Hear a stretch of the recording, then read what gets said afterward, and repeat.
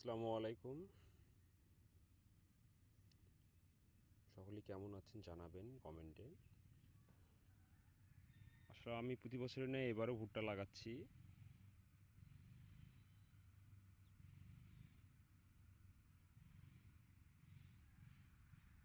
এবার একটু